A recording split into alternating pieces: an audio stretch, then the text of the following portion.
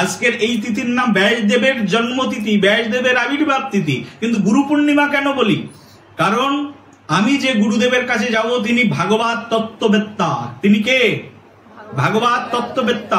ব্যাসদেব ভাগবতকে আনিয়েছেন পৃথিবীতে, সেই জন্য ব্যাসদেব প্রথম গুরু। আর এই ব্যাসদেবের লেখা ভাগবতকে যিনি আমার হৃদয়ের মধ্যে প্রদান করছেন, প্রতিনিয়ত প্রত্যেকটি মুহূর্তে প্রত্যেকটি ক্ষণে এই ভাগবতের ভাব তরঙ্গ যিনি আমার হৃদয় দেশে তরঙ্গায়িত করছেন, তিনি হচ্ছেন আমার শ্রী গুরুদেব। সেই জন্য আজকে হচ্ছে ব্যাস পূর্ণিমা এবং গুরু পূর্ণিমা। ব্যাস পূজার দিনেই গুরুদেবের পূজা করা হয়, কারণ ব্যাসদেবের লেখা শাস্ত্র আমি যার কাছ থেকে শিখি তিনিও হচ্ছেন ব্যাসদেবের প্রতিনিধি, আর প্রতিনিধি হিসাবে তিনি হচ্ছেন আমার শ্রী গুরুদেব। বলো নিতাই গৌর হরি বল। মিষ্টি নিয়ে আসলেন, হ্যাঁ, মিষ্টিটা আমার হাতে দিয়ে বললেন পাও পাও পাও। আমি জানি না, আমি মিষ্টিটা পাওয়ার পরে আমার যেটা কি অনুভূতি হয়েছে আমি বলতে পারবো না। তবে তখন এটাই বুঝেছিলাম যে ক্যান্সার আর রিটার্ন আসবে না, এটা বুঝেছিলাম বাবার এই প্রসাদটা আমার হাতে দেওয়ার পরে। তো যাই হোক, রিটার্ন আসেনি, ক্যান্সার রিটার্ন আসেনি না, রিটার্ন আসেনি। রাধে রাধে, বলো পরম দয়াল গুরুদেব কি। কৃষ্ণ হরে হরে, হরে রাম হরে রাম, গুরুদেবের কাছে যাবো যে বলবো আমি চলে যাচ্ছি না, এইটুকু বলার মতো সাহস আমার তৈরি হচ্ছে না। তারপর তাও যেতে হবে, গেছি গুরুদেবের কাছে, যে বলছি বাবা আমি আসছি।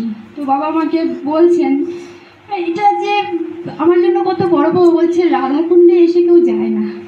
ঠিক আছে, তুমি যখন যেতে চাইছো তো যাও, কিন্তু যাকে দেখবে তাকেই ভগবানের নাম প্রচার করবে, রাধা নাম প্রচার করবে, যেখানেই যাবে হরিনাম করবে, তাহলে সমস্যা নেই। তাহলে তুমি যেখানেই থাকবে রাধাকুণ্ডেই থাকবে। রাধা রাধা দিয়েছেন মনোহর দাদা, তা নাহলে আমি করতে পারতাম না। কারণ আমি গুরুদেব কি, গুরুদেব কেন দরকার তাই আমি জানতাম না একসময়, কিন্তু এখন বুঝতে পারছি যত যাই করি না কেন গুরুদেব ছাড়া আমরা একেবারেই অচল। তা প্রাণকৃষ্ণ দাস বাবাজি আমাকে নাম দিয়েছেন প্রীতুশোভা কৃষ্ণ দাস। আমার আগের নাম ছিল প্রীতুশোভা দাস, আর পরের নাম হয়েছে প্রীতুশোভা কৃষ্ণ দাস। আমি ভাবিনি যে আমাকে এই নামটা দেবেন, কিন্তু আমি জানতাম যে আমার এই নামটা রয়েছে, হয়তো এই নামটাই থাকবে। কিন্তু পরে উনি আবার বললেন না কৃষ্ণ দাসটা।